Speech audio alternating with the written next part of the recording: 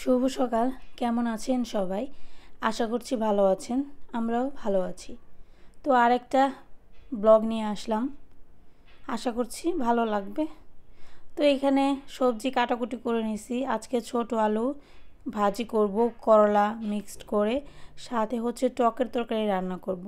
তো একজন দিদি আমার কাছে টকের তরকারির রেসিপি চেয়েছিল, তো ভাবলাম আজকে রান্না করে একটু দেখাই। আজকে আমার হাতে সময় অনেক কম। হয়তো আপনারা বলবেন এ কি ব্যস্ত মহিলারে বাবা, চাকরি বাকরি কিছু করে না, সংসারের কাজ করে, ভাব দেখায় না জানি কত কি। আসলে ব্যাপারটা কি বলেন তো, বাচ্চারা যখন স্কুলে ভর্তি হয়, বিশেষ করে শহরে যারা থাকে তাদের জন্য যতটুকু সময় স্কুলে কাটায় ততটুকু সময় মায়েদেরকেও স্কুলে কাটাতে হয়, বিশেষ করে যখন বাচ্চারা ছোট থাকে। বড় হয়ে গেলে আর এই সমস্যাটা থাকে না। তো ঈশানবাবু এখনও একা একা থাকতে পারে না, এমনকি ক্লাসেও একা একা বসতে পারে না। এই ইদানিং কয়েকটা দিন ধরে এখন একটু বসে। এর জন্য আমার 1.5 থেকে 2 ঘন্টা ওইখানে কাটাতে হয়, এবং সেটা হচ্ছে টাইম একটা ফিক্সড করা থাকে। তো সকালবেলা যদি আমি কাজকর্ম ঠিকঠাক মতো না করতে পারি, তাহলে দেখা যায় আমার সব কিছু করতে দেরি হয়ে যায়। এর জন্য আমি সুন্দর করে ভিডিও বানাতে চাইলেও রান্না বান্নার ভিডিও ওইটা সুন্দরভাবে এখন করতে পারছি না, কারণ সময়ের স্বল্পতার কারণে। তো ভাবলাম যেহেতু একজন দিদি বলছেন, তো তার কথাটা আমাকে গুরুত্ব দেওয়া উচিত, তাই ভাবলাম আজকে যতটুকু পারি ওইভাবে ভালোভাবে চেষ্টা করব টকের তরকারি রেসিপিটা আপনাদের সাথে শেয়ার করতে।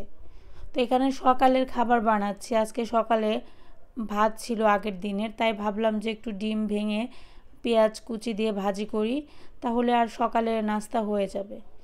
ভাত ভাজি আমাদের সবারই খেতে খুব ভাল লাগে। এর জন্য যেদিনকে একটু বেশি ভাত থাকে সেই দিন আর নাস্তা বানানো নিয়ে আর টেনশন করি না।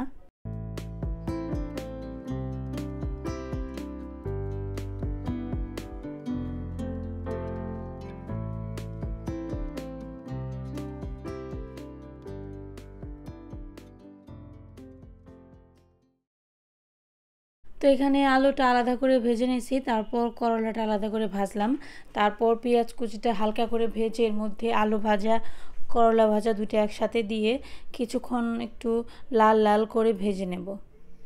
এটা দুইটা একসাথে দিয়েও করা যেত, তবে আমি আলাদা আলাদা করলাম, ভাবলাম হয়তো একটু সুবিধাজনক হবে।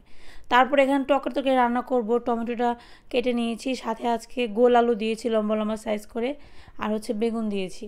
এখানে মিষ্টি আলু ব্যবহার করলে ভালো হয়, মিষ্টি আলু আমার নেই, তার জন্য আমি গোল আলু দিলাম, মানে বড় বড় যে আলুগুলো থাকে যেগুলো দিয়ে আমরা তরকারি খাই সেই আলু ব্যবহার করা যায়। তো এখানে যেহেতু টকের তরকারির আলু, তাই আলুটা আগে ভেজে নিলে ভালো হবে, নইলে আবার শক্ত থাকবে। তো আলুটাকে আগে ভেজে নিলাম, তারপর বেগুনটা দিলাম, তারপর হচ্ছে এখানে টমেটোটা দিয়ে দিলাম। এখন এই সমস্ত সবজি সুন্দর করে একটু কষিয়ে নিতে হবে লবণ দিয়ে। একটু পর দেখবেন যে টমেটো গলা শুরু হয়ে যাবে। যখন টমেটোটা গলে যাবে তখন হচ্ছে এর মধ্যে টক ফলটা ব্যবহার করবেন। যেমন আজকে আমি জলপাই দিয়ে টক রান্না করতেছি।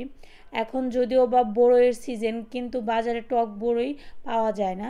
আর সারার বাবা টক বড়ি আনতে বললে আনতেও চায় না, বলে নাকি বাজারে ওঠেই না।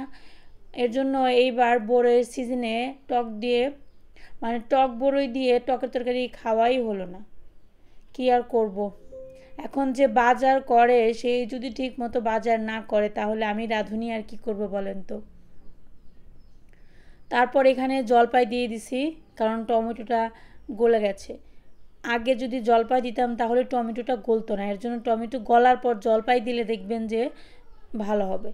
তারপর হচ্ছে সবজি কষানো হয়ে গেছে, এর মধ্যে পরিমাণ মতো জল ব্যবহার করলাম। জলের পরিমাণটা একটু বেশি ব্যবহার করবেন, কারণ টকের তরকারিতে ঝোল বেশি হলে খেতে ভালো লাগে। আর কাঁচামরিচ, হলুদ মরিচের গুঁড়া, লবণ এগুলো তো ব্যবহার করবেনই। এখন হচ্ছে মাছটা ভাজি করব। তো আজকে হাতে কম সময় ছিল, যার কারণে মাছটা একদম সম্বার দিয়ে ভাজি করব, তা না হলে নর্মালি যেভাবে আমরা মাছ ভাজি করে তুলে তারপর তরকারি রান্না করি সেইভাবেও আপনি করতে পারবেন। তো এখানে হলুদ মরিচ লবণ দিয়ে মাছগুলো মেখে নিলাম। আজকে আমি বাটা মাছ দিয়ে টকের তরকারি রান্না করতেছি।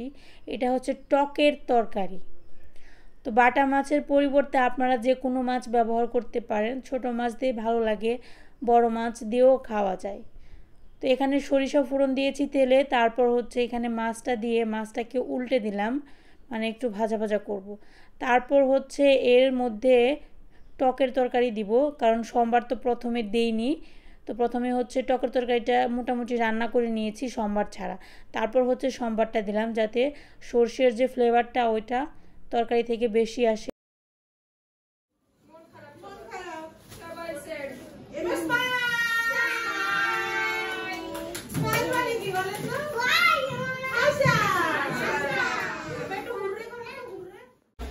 ঈশান বাবু, তাহলে তুমি স্কুল থেকে আসলা নাকি? কেমন লাগলো স্কুল? খুললো না তো, আবার ম্যাজিক করতে হবে।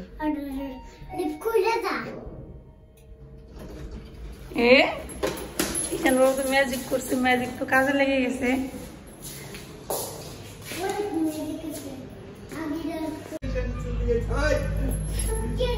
সারা দিদি গো, সারা দিদি ডাকো। ঈশান সারা কই রে?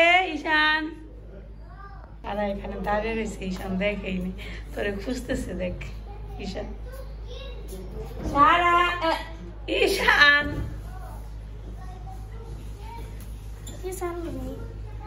বাসায় এসে দেখি নাস্তা রেডি, কোক, সমোসা। কারেন্ট চলে গেছে, অন্ধকার। তারা খুলবি না, পর্দা খুললেই তো অনেকখানি আলো আসে।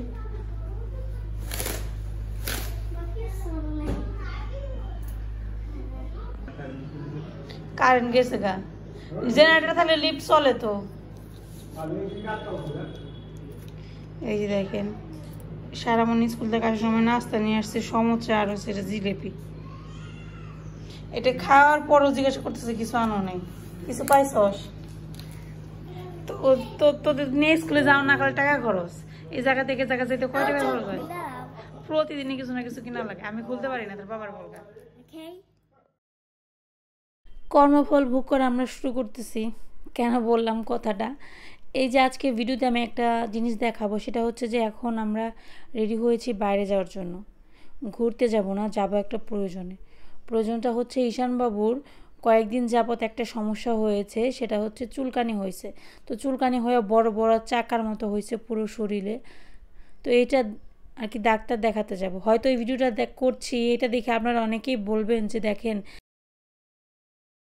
আপনারা যে পাপ করছেন, খারাপ কাজ করছেন, তার জন্য তার ফল ভোগ করতেছেন। তাই বললাম যারা এই সমস্ত কথাবার্তা বলবেন তাদেরকে আগেই বলে দিচ্ছি, দেখেন আমরা কর্মফল ভোগ করতেছি, শুরু হয়ে গেছে আমাদের পতন। আপনারা শুধু দেখেন, আমরা ভোগ করি, আপনারা দেখেন, দেখে খুশি থাকেন, সমস্যা নাই।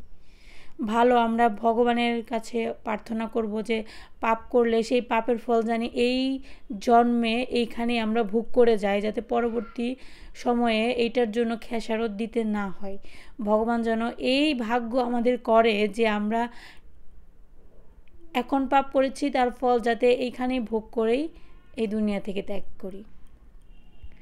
যাই হোক, আমি আজকে হাসপাতালে আসছি ঈশানবাবুকে নিয়ে। কয়েকদিন যাবত এই সমস্যাটা হয়েছিল, প্রায় 15-20 দিনের মতো হবে।